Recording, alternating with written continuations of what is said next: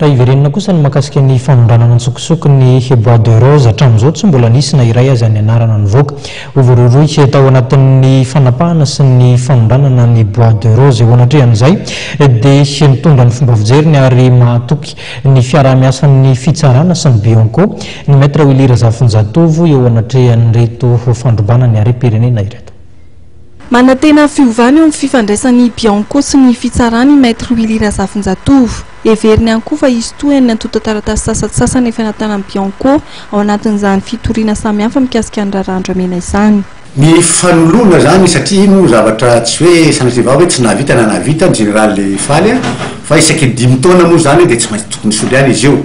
Ka amin'izao fotoana izao rehefa niala ny gendarme ny soroana mpitsara dia misy ohatran'ny misy zany hoe fanantenana vaovao zany avy amin'ny vahoaka indrindra fa azo amin'ny tenako zay nahana raha sy zavatra fandraisana matetetika tamin'ny Bianco ihany. Ohatra tamin'izy ireny dia ny fitoriana momba ny bois de rose sy ny trafika isan-karazany teto amin'ny tany sy ny firenena nataony président professeur Zafy Albert, nataony lola narovako ihany koa de Patrick Zakarias, nataony madama lalatena volomana tany Bianco zay tsy nisy toeny mihitsy fa lasa tany anaty tiroara fotsiny. Za mino fa tsy zay ihany zavatra tany Bianco fa be de be nefany ohatrany hoe voagejageja fotsiny tany le izy. Izay zany dia midika hoe ohatrany tsy namoaka ny zavatra nangatahana tany zany Bianco. Amin'izao fotoana izao dia mpitsara indray no lasa filoha général ny directeur général ny Bianco. Ka manantena zany zay amin'izao fotoana izao fa mpitsara ny dossier makany amin'ny fitsarana rehefa avy eo dia misy fiaraha-miasa tsaratsara koa eo amin'ny Bianco sy ny fitsarana amin'izao fotoana izao.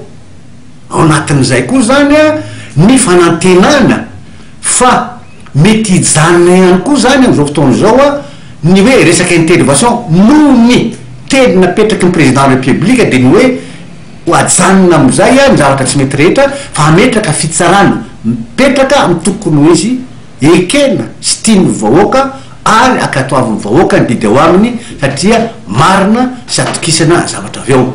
Maître Willy Razafinjatovo izay manamafy ny tokony hanolorana ny fitsarana ary ampiarana ny lalàna ho an'izay mpandroba ny harem-pirenena.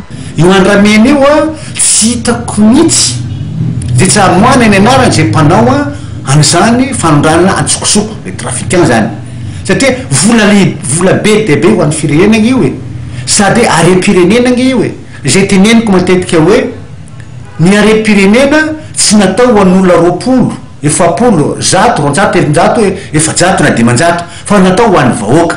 Ka raha misy olona 500 nanankarena tampoka amin'ny andramena tsy zany fampangalatra zany. Ka noho zany avoay le narandreo olonareo indreo araky lalàna izy fa azo anaovana afera hafahafa kosa le olona ohatra tsy nanao an'izy. Zay izy hoe manantena zany amin'ny Bianco fa hoe hitan'io zavatra io satria anisany misy trafic d'influence ndraindray amin'izy io misy corruption amin'izy io tafiditra ny compétence ny Bianco dodolo la retraite zany. Andrasana ny famindram-pahefana eo amin'ny talety général ny Bianco teo aloha ny général Fararabetrano sy ny talety général vaovao Jean-Louis Andriamfidy.